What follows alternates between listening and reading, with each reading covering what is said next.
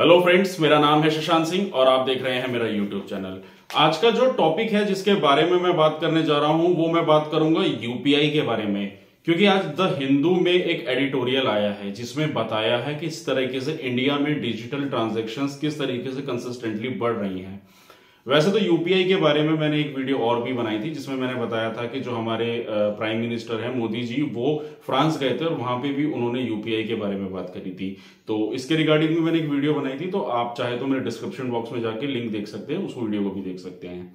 तो लेकिन आज का जो टॉपिक है ये एग्जाम पॉइंट ऑफ व्यू से बहुत इंपॉर्टेंट होगा, क्योंकि कंसिस्टेंटली न्यूज में यूपीआई की ग्रोथ के बारे में काफी कुछ बताया जा रहा है। मतलब यूपीआई से क्या है कि डिजिटल ट्रांजैक्शन में एक बढ़ोतरी देखने को मिल रही है। जब इकोनॉमी में कैश छोड़ के डिजिटल ट्रांजेक्शन होती है, यानी कि बैंक टू बैंक ट्रांजेक्शन होती है, तो इकोनॉमी में एक बूस्ट देखने को मिलता है।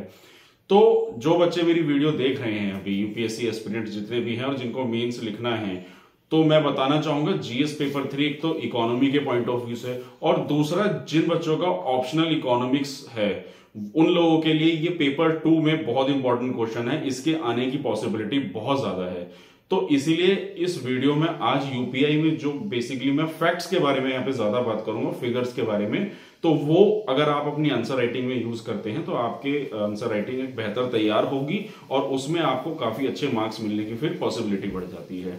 तो चलिए शुरुआत करते हैं। तो देखिए हुआ क्या है, पहले मैं बताना चाहूंगा रिवॉल्यूशन इन डिजिटल पेमेंट, यानी कि जब कोविड आया था हमारे टाइम में, जब कोविड आया और उसके अलावा हमारा जो ये डिमोनेटाइजेशन आया था, उसके बाद एक बहुत ही ज्यादा बढ़ोतरी देखने को मिली थी डिजिटल ट्रांजैक्शंस में। अगर मैं बात करूं कोविड की, जैसे अभी कंसिस्टेंटली जो ग्रोथ देखने को मिल रही है हमारी, वो सिग्निफिकेंटली बढ़ती ही जा रही है।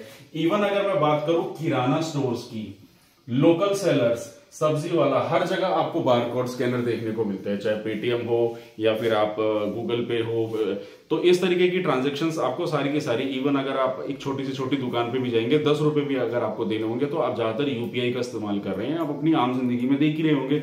तो कंसिस्टेंटली ये जो ग्रोथ बढ़ रही है, तो बेसिकली हुआ क्या था, आपको याद होगा यूपीआई आया था 2016 में, जब डिमोनेटाइजेशन आया था 2016 में, और उसके बाद कंसिस्टेंटली किस तरीके से लोगों ने पेटीएम, गूगल पे, इन तरीके चीजों का इस्तेमाल किया था। उसके बाद अगर मैं बात करूं कोविड की, कोविड के बाद इसको इतना मेजर पुश क्यों मिला था, उसका कारण यह था कि कोविड था, लोग सोशल डिस्टेंसिंग का पालन कर रहे थे, जिसकी वजह से लोग एक दूसरे को टच नहीं करना चाह रहे थे, पैसों को हाथ लगाना चाहते थे। तो इसलिए वहां से भी डिजिटल पुश एक बहुत बड़ा देखने को मिला, लोगों ने फिर डिजिटल पे आए, लोगों ने डिजिटल ट्रांजैक्शंस करनी शुरू करी, तो जिसकी वजह से यूपीआई को एक बहुत बड़ा बढ़ोतरी मिली और इकोनॉमी में एक बहुत बड़ा बूस्ट मिला हमारा, जब ये दो सिचुएशंस क्रिएट होती हैं। अब मैं फैक्ट्स और फिगर्स के बारे में अगर बात करूं तो मैं बात करूंगा जून 2021 से अप्रैल 2023 में 6% ग्रोथ देखने को मिली है मंथली यूपीआई के कॉन्सेप्ट में। उसके अलावा अगर मैं बाकी जो ऑनलाइन ट्रांजैक्शंस होती हैं जो बैंक के थ्रू हम करते हैं, जैसे मैं बात करूं नेफ्ट की, आईएमपीएस की, डेबिट कार्ड की, इनकी ग्रोथ 3% और 1.5% देखने को मिली है, यानी कि कोई ज्यादा बढ़ोतरी नहीं है, बल्कि और घट गई है इन चीजों की ग्रोथ, यानी कि नेफ्ट। अब नेफ्ट, आईएमपीएस और डेबिट कार्ड ये क्या होते हैं, मैं एक एक करके बता देता हूं। देखिए अगर मैं डेबिट कार्ड की बात करूं तो सबको पता होगा, आप अपनी आम जिंदगी में डेबिट कार्ड का इस्तेमाल तो करते ही हैं। उसके अलावा अगर मैं बात करूं नेफ्ट की, तो ये एक ऑनलाइन ट्रांजैक्शन सिस्टम होता है, लेकिन ये इमीडिएट ट्रांजैक्शन सिस्टम नहीं होता जैसे यूपीआई होता है। यूपीआई में आप लोग क्या करते हैं ना कि आप लोग इमीडिएट ट्रांजैक्शन कर देते हैं बारकोड स्कैन करके, वो कॉन्सेप्ट नेफ्ट में नहीं होता। नेफ्ट आपको बैंक में अप्लाई करना पड़ता है या ऑनलाइन लेना पड़ता है, और उसके ट्रांजैक्शन में आपको काफी टाइम लगता है। ठीक उसी तरीके से अगर मैं आईएमपीएस की बात करूं, इमीडिएट मनी ट्रांसफर जो होता है, तो उसमें आप इमीडिएट पैसा ट्रांसफर कर सकते हैं, लेकिन इसको भी यूपीआई ने काफी बीट कर दिया है। इस हिसाब से जो हमारे देश का पूरा डिजिटल रिटेल पेमेंट सिस्टम है, उसमें करीब 27% की ग्रोथ हमें देखने को मिली है।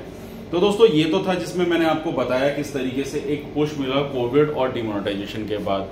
उसके बाद मैं आगे अगर मैं बात करूं इंप्रूवमेंट एंड इम्पैक्ट, तो जो इंप्रूवमेंट हुआ उसके बाद इसमें क्या इम्पैक्ट देखने को मिले हैं, तो इसमें मैं एक बैंक अकाउंट्स के बारे में बताना चाहूंगा कि वर्ल्ड बैंक ग्लोबल फिनडेक्स का एक सर्वे हुआ था जिसमें बताया था कि 2014 में 53% हमारे देश की टोटल पॉपुलेशन के लोगों के बैंक अकाउंट हुआ करते थे। उसके बाद 2017 से 2021 में 80% लोगों के बैंक अकाउंट ओपन हुए, यानी कि एक बढ़ोतरी देखने को मिली बैंक अकाउंट खोलने में, जिसमें आपको सुना होगा जनधन बैंक अकाउंट काफी सारे ओपन हुए थे, जीरो बैलेंसेस पे खोले गए थे। तो ये एक पॉजिटिव इंपैक्ट देखने को मिला। साथ ही साथ इसमें एक चीज और बताना चाहूंगा, जो 53% बैंक अकाउंट थे पुराने टाइम के, यानी कि जो 2014 तक खुले थे, उसमें से भी 38% लोगों के बैंक अकाउंट ही इनएक्टिव थे, यानी लोग अपने बैंक अकाउंट्स को ऑपरेट ही नहीं कर रहे थे। तो यूपीआई का ये बहुत बड़ा मेजर इंपैक्ट आया है कि बैंक अकाउंट्स खुले हैं, और बैंक अकाउंट्स ना कि खुले हैं बल्कि हर एक इंसान के बैंक अकाउंट्स जो है इनएक्टिव एक्टिव वे में देखने को मिले हैं। मैं अगर अपनी पर्सनल लाइफ की भी इवन बात करूं, अगर मैं रोजमर्रा जिंदगी में बात करूं, तो ऐसे कई सारे मेरे को छोटा खुदरा व्यापारियों से मैंने जब बात करी, मैं मिला उन लोगों से, तो डिमोनेटाइजेशन से पहले भी मैं उन लोगों से जब मिला करता था तो मैं बात करता था, तो उनके अक्सर बैंक अकाउंट्स हमेशा नील होते थे। अभी हर इंसान के बैंक अकाउंट में पैसा मिलेगा क्योंकि यूपीआई टू यूपीआई ट्रांजैक्शंस हो रही हैं। उसके अलावा यहाँ पे एक मोस्ट इंपॉर्टेंट चीज जो मैं बताना चाहूंगा, इस जो पूरे एडिटोरियल में जो सबसे ज्यादा एक नेगेटिव इंपैक्ट, नेगेटिव भी नहीं कहूंगा, लेकिन ये बताना चाहूंगा कि जो एक देखने को मिला है, जिसमें अभी थोड़ी कमी देखने को मिली है, वो है जेंडर गैप की। जेंडर गैप यानी कि जो डिजिटल ट्रांजेक्शंस हो रही हैं हमारे देश में, उसमें आदमियों के डिजिटल ट्रांजैक्शंस ज्यादा हैं इवन औरतों के मुकाबले। यानी कि अगर मैं बात करूं आदमियों की, तो 41% मैन है जो डिजिटल ट्रांजैक्शंस में डील कर रहे हैं, और वोमेन जो है वो 28% पे है अभी। तो ये एक डिजिटल गैप देखने को मिला है जेंडर में। यानी कि अभी भी जो है, मतलब क्या होता है ना कि देखिए, मैंने काफी सारी ऐसी वीडियोस बनाई थी जिसमें मैंने बात करी थी सोसाइटी की इक्वालिटी को लेके, कि अगर एक आदमी है और एक औरत है, यानी कि एक मैन है और एक वोमेन है, दोनों का सोसाइटी में बराबर का कंट्रीब्यूशन रहेगा, तभी सोसाइटी बेटर ग्रोथ करेगी। ठीक उसी तरीके से हम किसी भी फील्ड में ले लें, चाहे वो जॉब के फील्ड में हो, चाहे वो पढ़ाई के फील्ड में हो, किसी भी तरह के फील्ड में हो, आदमी का और औरत का एक बराबर का कंट्रीब्यूशन होता है सोसाइटी में, तभी वो सोसाइटी बेटर ग्रोथ करती है।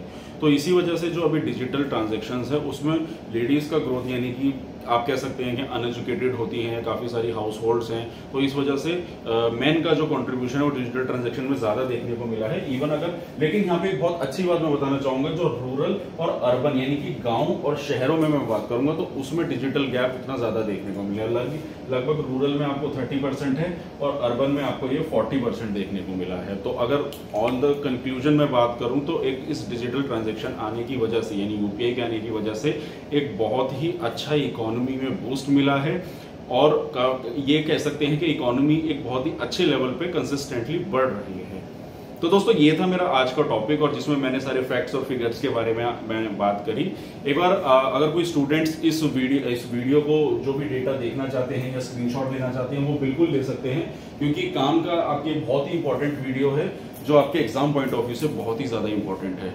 तो दोस्तों, ये था मेरा आज का टॉपिक, जिसमें मैंने आपको आज सारे फैक्ट्स और फिगर्स के बारे में बात करी। और अगर आपको मेरा काम पसंद आ रहा है, अगर आपको मेरी वीडियोस अच्छी लग रही है, तो उसको लाइक कीजिए, मेरे चैनल को सब्सक्राइब कीजिए, और कमेंट सेक्शन में अपना सजेशन भी दीजिए अगर किसी भी चीज से रिलेटेड वीडियो अगर आप देखना चाहते हैं। तो दोस्तों, आज के लिए बस इतना ही, मिलते हैं नेक्स्ट वीडियो में। Thank you very much.